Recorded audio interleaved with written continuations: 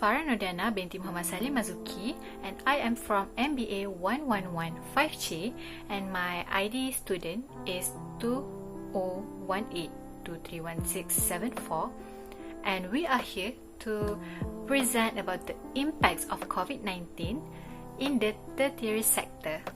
Coronavirus disease, or well known as COVID-19, is a transmissible illness that was caused by a coronavirus.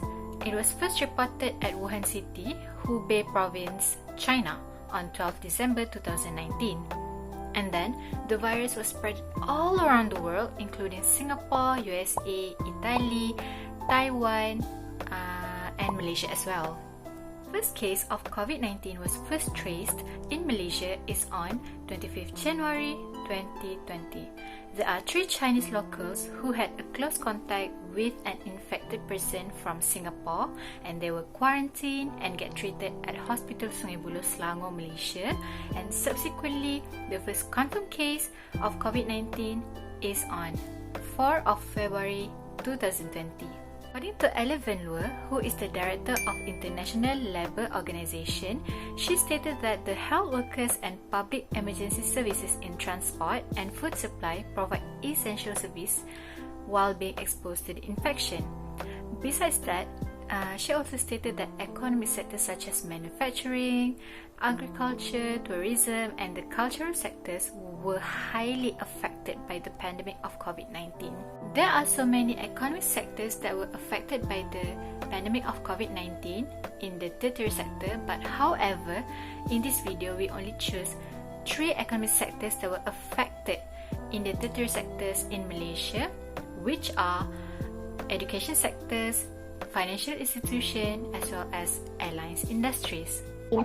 The COVID-19 outbreak has impacted all styles of businesses and various kinds of industry.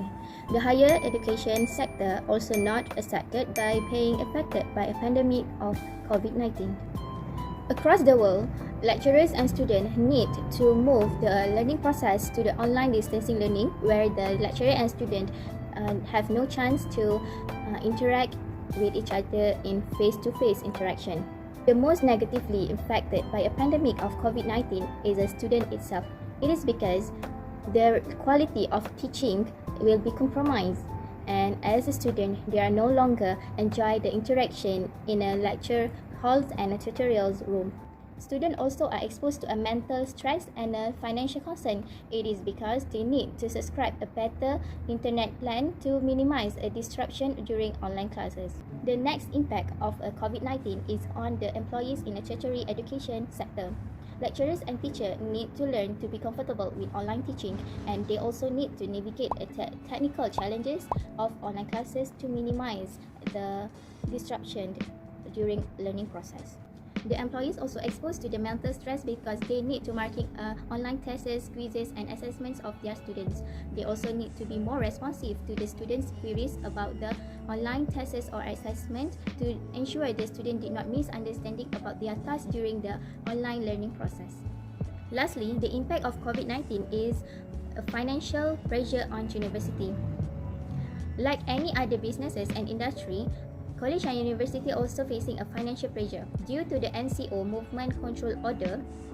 A higher education sector such as a private university cannot enroll a foreign student, and this factor has put a further strain on the cash flow of the institution. To overcome this issue, the government of Malaysia has given an assistance to all the students, which is Bantuan Pendidikan Pelajar IPT amounted RM200 Malaysia to cover the expenses of subscribing the internet plan for online learning that was using the accessibility of the network and line of the internet. My name is Aida Farhana Afifa binti Muhammad Nazir from MBA1115J. My method number is 2018-678-374. I will present the effect of COVID-19 on financial institutions. During this pandemic, the Malaysia economy was slowed down due to the Movement Control Order (MCO), and it also affected financial institutions on the bank capital, bank liquidity, and bank provision. Firstly, the impact on bank capital. The prolonged recession will potentially have a significant impact on the resources of a financial institution as to its profitability and asset quality decline. However, a loan moratorium would help to recover financial institutions. This package provides some relief to individuals and businesses who face temporary financial constraints arising from COVID-19 pandemic, so they have enough time to pay their loan back. Secondly, the impact on liquidity. As a result of Bank Negara Malaysia's loan moratorium, the financial institution will likely face liquidity crunch in the near future with significant reduction in cash inflow and liquidity drying up in the money market. However, the minimum regulatory standards for both liquidity coverage ratio and net stable funding ratio have been relaxed by Bank Negara Malaysia, where financial institutions are to help continue lending during this difficult time while retaining liquidity needs. Bank Negara Malaysia also taken preemptive steps to increase the liquidity. Lastly, the impact on bank provision. With the publication published by International Financial Reporting Standard, Malaysian Accounting Standard Boards, and the guideline given by Bank Negara Malaysia, the main criterion for assessing whether there is a rise in credit risk are loan or financing under the moratorium. The provision is estimated under IFRS 9 to counter the project loss that will incur in the next 12 months and to reflect the current economic situation. There were several key focus areas that banks shall consider, including the staging criteria, probability-weighted outcome, and forward-looking model. That's all from me, and I will pass to another presenter. Thank you.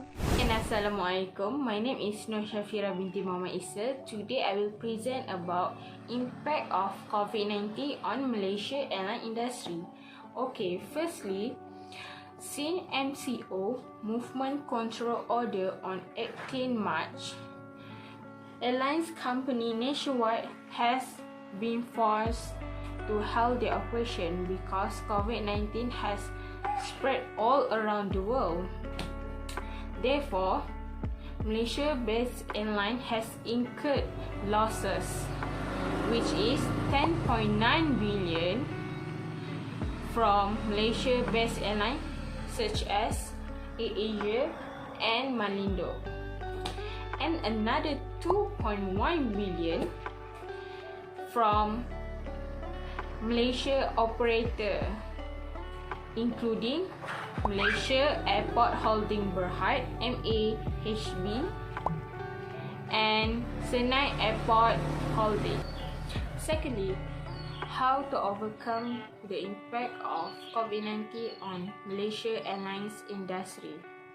Moreover, AirAsia Group Berhad said it has applied for bank loans, intends to raise up 2.4 billion to ease their tight cash flow.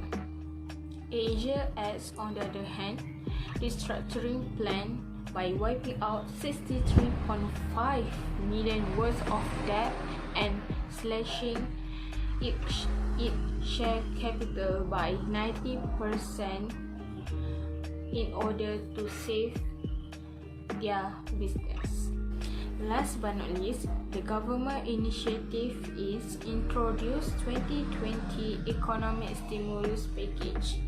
Throughout the stimulus package, RM500 million is allocated to provide temporary 15% discount on electricity. Thank you, that's all from me. Challenges of the pandemic of COVID-19 really put a heavy burden towards society economically and socially, such as towards small businesses and towards lower level income family. Thus, we hope with the initiatives of economic sectors, especially in tertiary sectors such as hospitals, restaurants, hotels, airline industries and schools, will improve the Malaysian economy. Thank you so much for listening to us.